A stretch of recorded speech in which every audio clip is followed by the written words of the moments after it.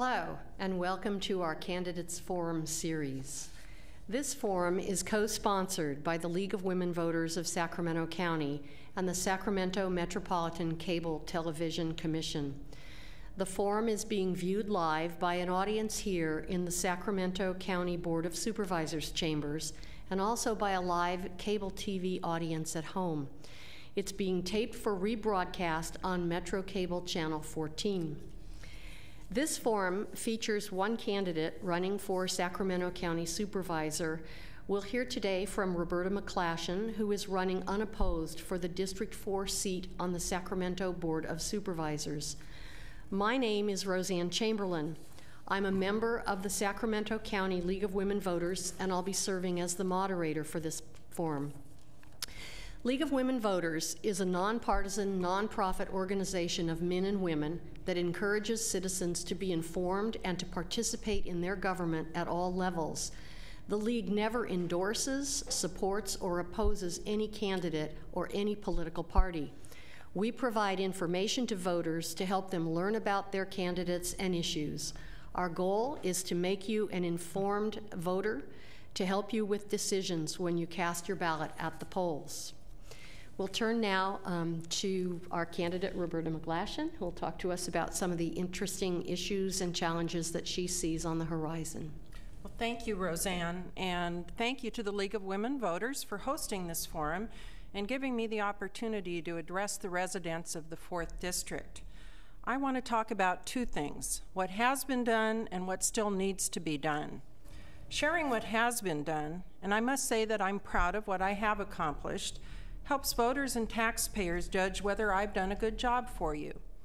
Sharing my ideas for what needs to be done lets voters know what you'll be getting for the next 4 years. Because one thing people should have learned by now is that I mean what I say, and I'm very determined.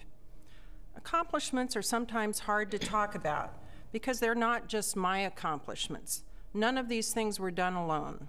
I thank my staff, my colleagues on the Board of Supervisors, county staff, local businesses, and the community for working with me to accomplish many things for the residents and taxpayers in District 4. I really look at the 4 broad categories that I focused on when I ran for county supervisor the first time. First was to watch out for taxpayers. That meant strengthening and opening the budget process, improving fiscal management, and ensuring taxpayers are getting a fair deal. Second was ensuring public safety, because nothing else matters if our families and our neighborhoods are not safe. Third, I wanted to protect the unique nature of our communities, because each is exactly that, unique. And people moved to specific areas and neighborhoods because there was something about that neighborhood that they were looking for. And finally, I wanted to open up government more, to make sure the public could see what decisions were being made and why, and then judge for themselves if government was doing a good job. There are many decisions that have to be made as a county supervisor, from land use to planning, transportation, law enforcement, healthcare, the environment, and many, many more. But I tried to focus on those areas where I felt that my experience and my values could make the biggest difference for the people I represent. Fighting for taxpayers. I don't think the county, families, or businesses can be successful if government tries to tax its way out of problems. The key is to prioritize what needs to be accomplished, especially public safety and transportation, and ensure that we do those things well. And we must watch taxpayer dollars if they were our own family's money, because ultimately it is families that will pay the price. That's why I opposed tax increases and fought to cut wasteful spending. I opposed measures Q&R to get around the Taxpayer Protection Act to finance a new basketball arena with a general tax increase. I opposed deficit spending and tax increases. I pushed to eliminate extra benefits for former county employees.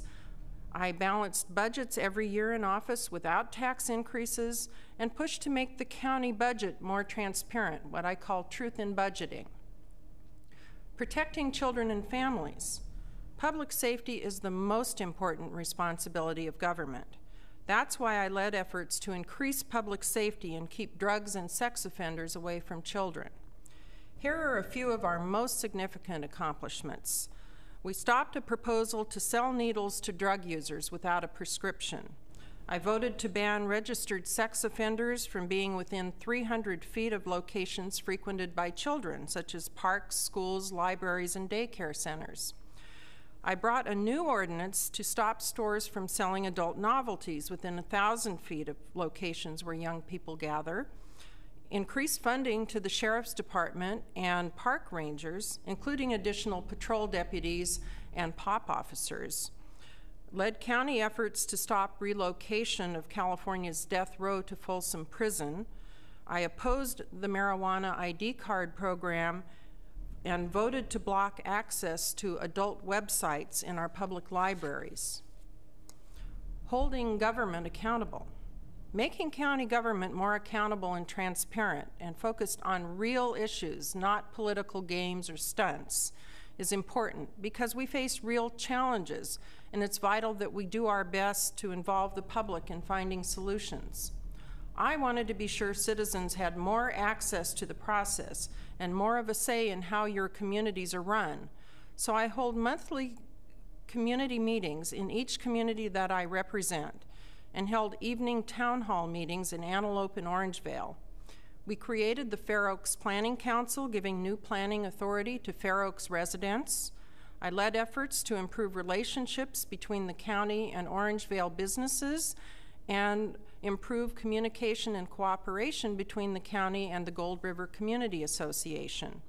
I supported the Antelope Community Planning Advisory Council to ensure that multifamily rezones in the community reflected the best interests of Antelope and not downtown planners, and led efforts to keep the county from spending time debating foreign affairs, instead pushing to keep focus on the issues in our county. Preserving our neighborhoods and a way of life. All the communities I represent have their own unique features, from Antelope to Citrus Heights, Gold River to Orangevale, Folsom to Fair Oaks. So one of my goals was to ensure they could keep their distinctive characteristics while making improvements to help preserve their way of life. We secured funding for a county service center just opened to serve residents of Fair Oaks, Orangevale, Gold River, Citrus Heights, and Folsom.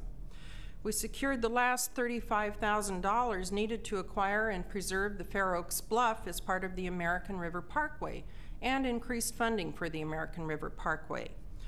We supported a neighborhood preservation area to preserve the unique community atmosphere in Fair Oaks Village.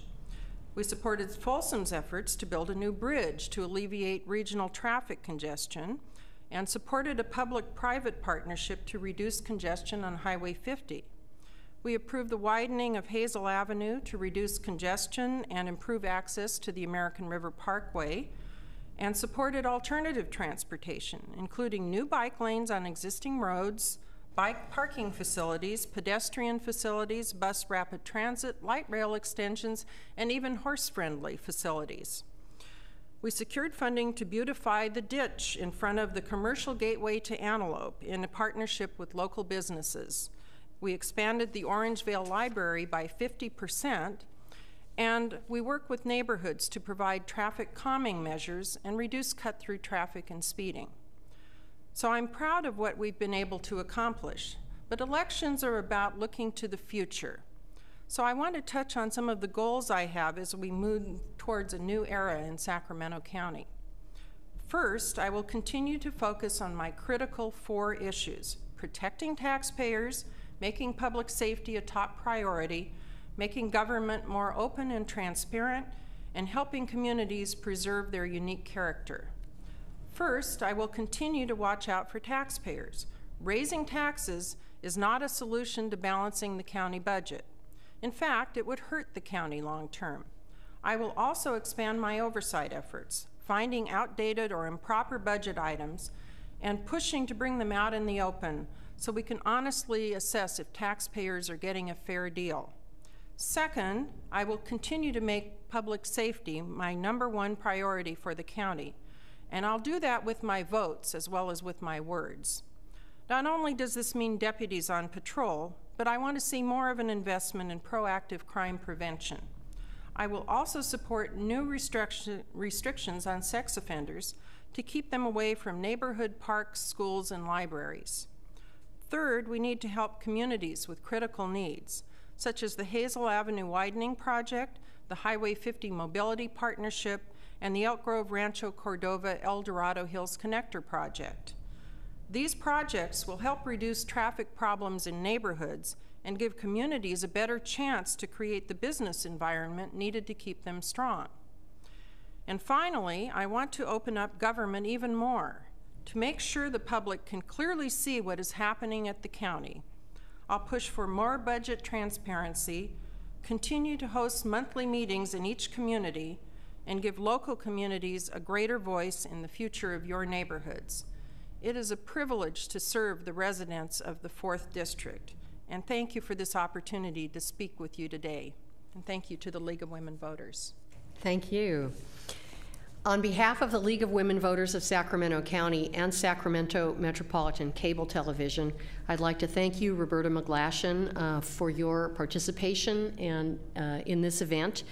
And also, the League of Women Voters encourages you to learn as much as you can about the candidates and the ballot measures on your June ballot. There are 2 websites where you can find more information about the June 3rd election. These are www.smartvoter.org and also www.LWVSacramento.org. The League of Women Voters of Sacramento County is where hands-on work to safeguard democracy leads to civic improvement. Please join League of Women Voters in Sacramento and vote on Tuesday, June 3rd.